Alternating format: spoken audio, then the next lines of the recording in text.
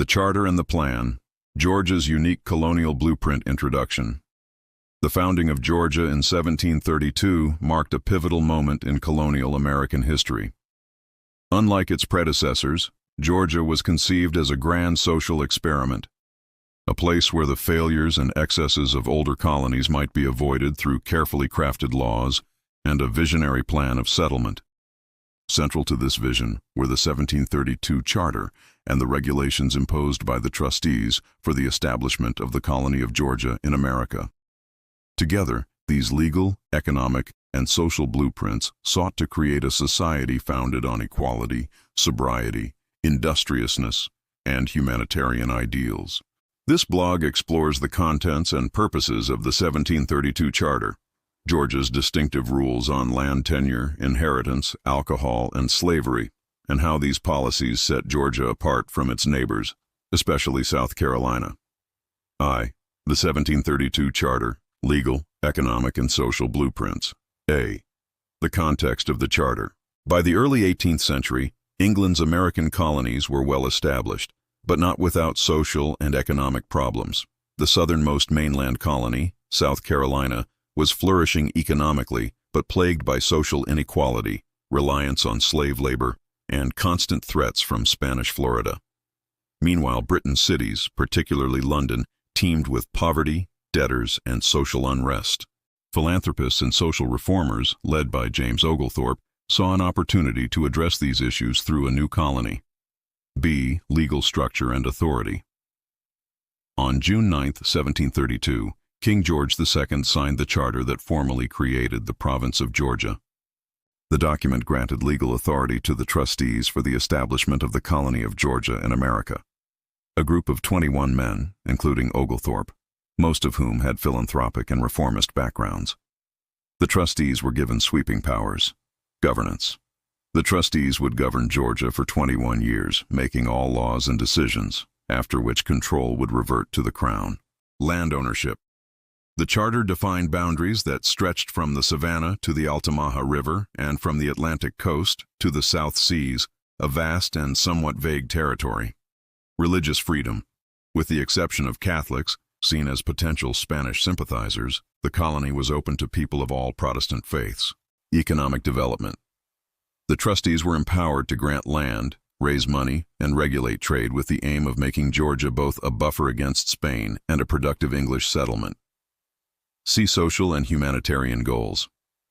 Perhaps most remarkable was the trustees' commitment to social experimentation. The colony would offer a new start for the worthy poor and persecuted religious minorities, avoid the formation of an aristocratic planter elite, promote small independent landholders, ban the evils of slavery and hard liquor, which trustees believed were responsible for social decay elsewhere. This blueprint reflected both Enlightenment ideals and practical concerns of empire building. Second, Georgia's rules, land tenure, inheritance, alcohol, and slavery bans. A. Land tenure and inheritance. Georgia's land system was unlike any other in the British colonies, designed to prevent the concentration of wealth and power. 1. Land grants and distribution. Each male settler, head of household, received 50 acres of land for himself and an additional 50 acres for each dependent, wife, child, servant, up to a maximum of 500 acres.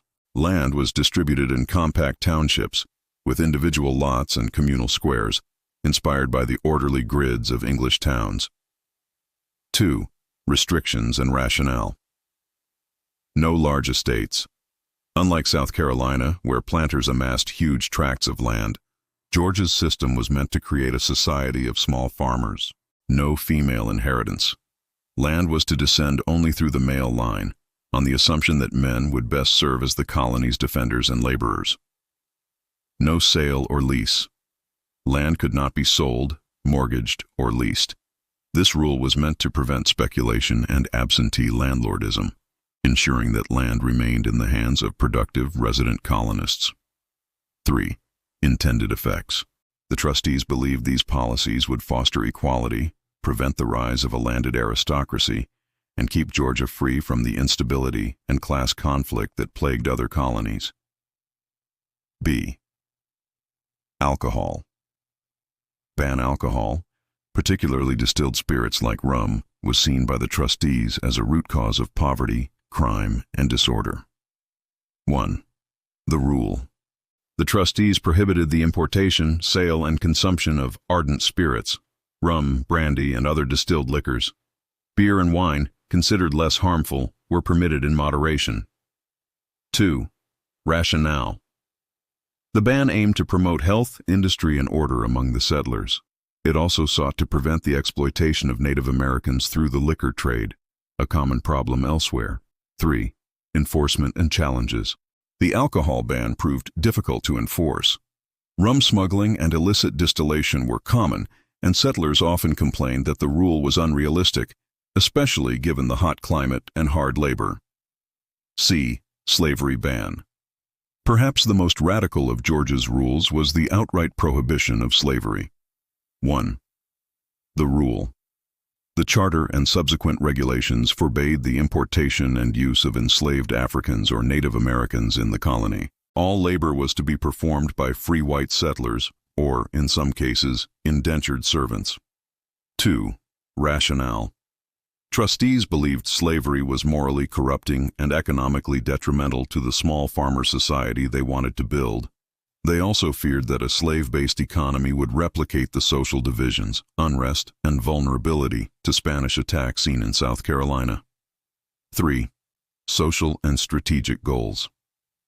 By banning slavery, the trustees hoped to attract industrious, self-sufficient settlers who would serve as a reliable militia. The policy also aimed to promote equality and discourage absentee ownership. 4. Exceptions and evolution. Initially, even enslaved workers, already present on plantations just north of Georgia's borders, were forbidden to enter the colony. Over time, however, pressure from settlers, economic hardships, and the lure of profits from rice and indigo led to the gradual erosion of the ban, culminating in the legalization of slavery in 1751. 3rd. How Georgia was to be different from South Carolina and other colonies. Economic and social contrasts. Georgia was explicitly designed as a countermodel to South Carolina and, to some extent, Virginia and other older colonies. 1. Land and society. South Carolina, dominated by wealthy planters, vast estates, and a rigid class structure with a majority enslaved population. Georgia, envisioned as a society of modest, independent farmers, free from the social stratification and instability associated with large plantations and slavery. 2. Labor and demographics. South Carolina's economy depended on enslaved African labor for rice and indigo plantations. The white population was often outnumbered by enslaved people, leading to fears of rebellion and insecurity. Georgia's founders hoped to avoid this imbalance by relying only on free settlers who would defend the frontier. 3. Urban planning. Georgia's towns, especially Savannah, were planned with orderly grids, central squares, and communal lands, contrasting with the haphazard development seen elsewhere. B. Political and legal differences. 1. Governance. Georgia's trustees, based in London, governed directly and without personal profit, in contrast to the proprietary or royal governments of other colonies. There was little provision for local self-government in Georgia's early years, reflecting the trustees' desire to maintain social discipline and philanthropic control. 2. Legal system. The early legal code was relatively simple, with a strong emphasis on mediation and local magistrates rather than formal courts or lawyers. The trustees actively discouraged litigation, believing that disputes should be settled amicably within the community. C. Religious and humanitarian aspirations. 1. Religious toleration. Georgia was open to all Protestants, including persecuted groups such as Lutherans from Salzburg and Jews from Spain and Portugal. This was more liberal than South Carolina, though Catholics were excluded due to fears of Spanish influence from Florida. 2. The worthy poor and redemption.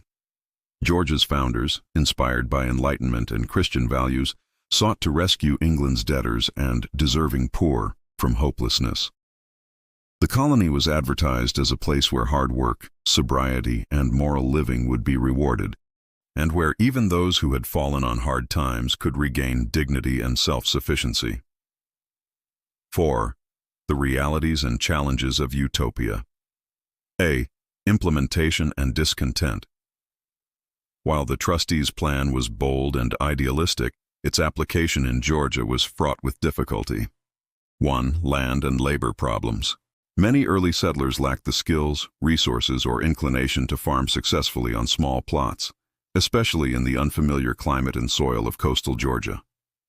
The ban on slavery, while principled, made Georgia less economically competitive with South Carolina, where large plantations thrived on enslaved labor. 2. Social unrest. Settlers chafed under restrictions on land sales, inheritance, and trade.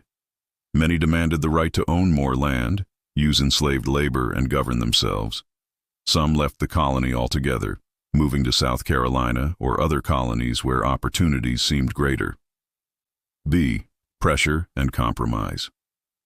By the late 1740s, mounting economic struggles and settler petitions forced the trustees to reconsider their rules. 1. Relaxation of rules. The ban on slavery was lifted in 1751, and large landholdings were permitted. The trustees' experiment in centralized philanthropic governance gradually gave way to more conventional colonial practices. 2. Transition to royal colony. In 1752, the trustees surrendered their charter, and Georgia became a royal colony with an elected assembly and laws similar to other colonies. The distinctive social and economic blueprint of the early years faded, though traces of its original ideals remained. V. The legacy of Georgia's Charter and Plan A. Lasting impacts. While the trustees' Utopian model did not survive intact, it left important legacies. Urban planning. Savannah's layout, with its squares and orderly streets, remains a testament to the original vision. Diversity. Early Georgia was more religiously and ethnically diverse than many colonies, hosting English, Scots, Germans, Jews, and others. Social experimentation. The colony's early years served as a laboratory for social reform, influencing later debates about land, labor, and equality in America. B. Lessons learned.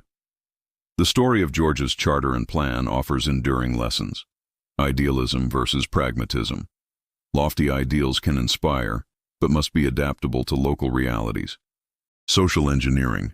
Top-down reforms are challenging to sustain, especially in dynamic, diverse settler societies. Humanitarian ambition. Even failed experiments can advance the cause of social justice and inform future efforts. Conclusion. The 1732 Charter and the Trustees' Our Rules for Georgia represented one of the boldest experiments in colonial history, a conscious attempt to create a society of equality, sobriety, and virtue, insulated from the injustices and excesses seen elsewhere in the British Empire. Though the practical challenges of frontier life and economic competition eventually forced many changes, the ambition of Georgia's founders remains impressive for its time. Their experiment left a mark on the colony's identity and contributed to the broader American story of striving for a more just and humane society. The legacy of Georgia's unique charter and plan continues to invite reflection on the balance between vision and reality in the shaping of new communities.